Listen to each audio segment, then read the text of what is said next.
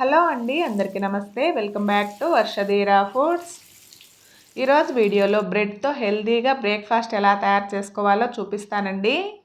చాలా సింపుల్గా తయారు చేసుకోవచ్చండి. టేస్ట్ మాత్రం చాలా బాగుంటుంది.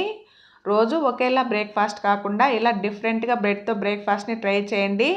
ఇంట్లో పిల్లల నుండి పెద్దవాళ్ళ వరకు కడుపు నిండా తింటారు.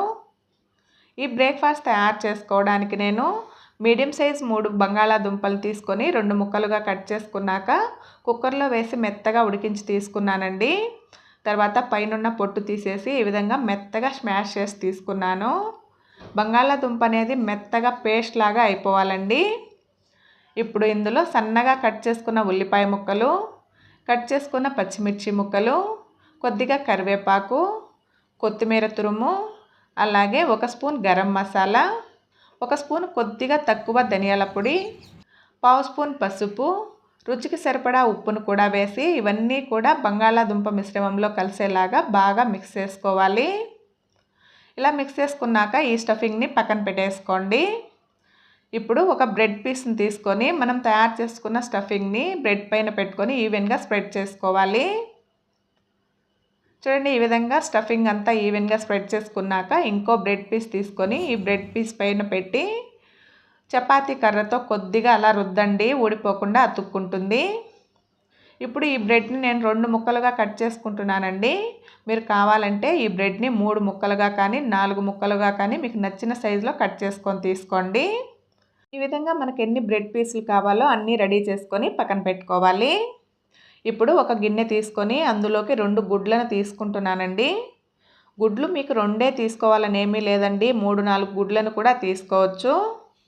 ఇప్పుడు ఇందులో రుచికి సరిపడా ఉప్పు, 1/2 స్పూన్ పసుపు, 1/2 స్పూన్ కారం, 1/2 స్పూన్ కొద్దిగా ఎక్కువగా మిరియాల పొడి, సన్నగా కట్ చేసుకున్న కరివేపాకు, కొత్తిమీరను కూడా వేసుకొని ఇవన్నీ కూడా గుడ్లలో కలిసేలాగా బాగా మిక్స్ చేయండి.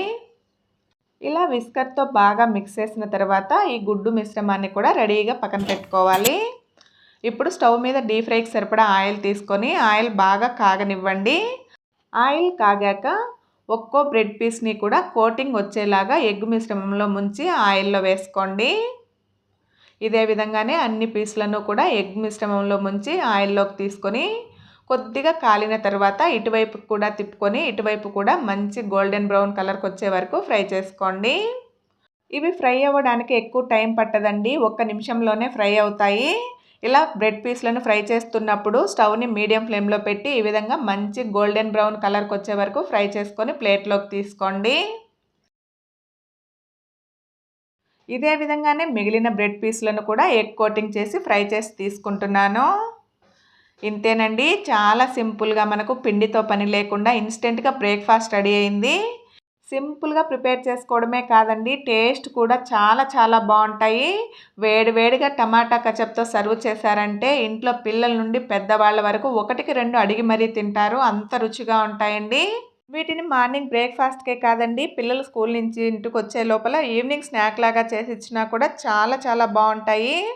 మరి సింపుల్గా ప్రిపేర్ చేసిన హెల్తీ బ్రేక్ఫాస్ట్ రెసిపీ మీకు నచ్చిందా అండి? నచ్చితే వీడియోకి ఒక చిన్న లైక్ చేసి ఈ విధంగా మీరు కూడా ప్రిపేర్ చేయండి. ప్రిపేర్ చేశాక టేస్ట్ చేసి ఎలా వచ్చిందో కమెంట్ చేయండి. అలాగే ఇలాంటి సింపుల్ అండ్ టేస్టీ రెసిపీస్ కోసం మన ఛానల్ని సబ్స్క్రైబ్ చేసుకొని పక్కనే ఉన్న బెల్ ఐకాన్ని యాక్టివేట్ చేసుకోవడం మర్చిపోవద్దండి. Thanks for watching.